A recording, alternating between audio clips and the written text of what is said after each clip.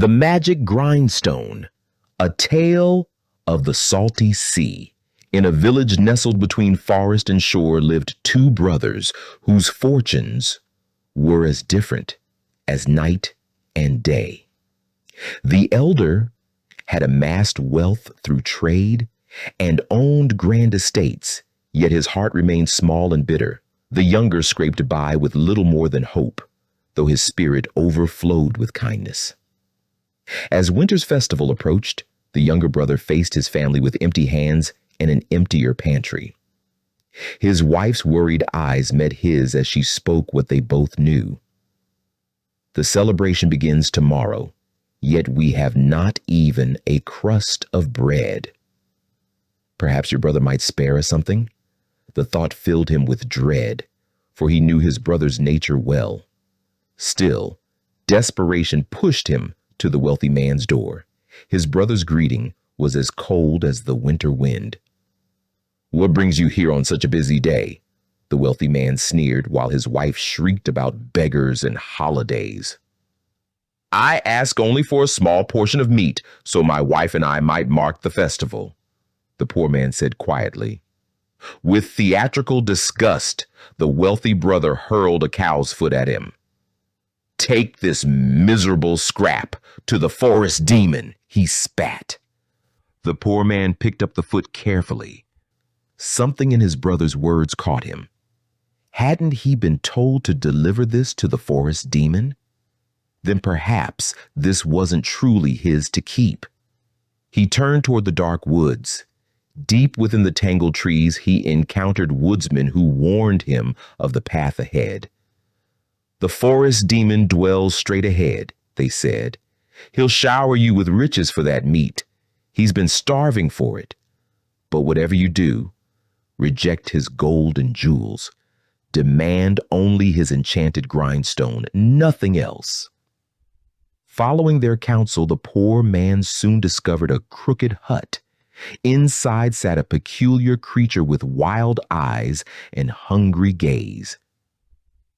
"I've brought you meat," the poor man announced simply, extending the cow's foot. The forest demon snatched it with trembling hands. "Meat!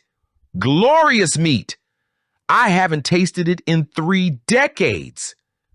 After devouring it in seconds, he offered payment. First silver coins, then gold, then glittering gems. Each time, the poor man refused politely but firmly. "I seek only your grindstone." The demon's face fell. "Anything but that. It's my most precious possession." But honor bound him to repay the gift. Reluctantly, he surrendered the grindstone with instructions. "Command it to grind what you desire, and it shall produce endlessly. When satisfied, you must speak these exact words. That will suffice. Cease now. Only these words will halt it." The poor man journeyed home, where his tearful wife embraced him.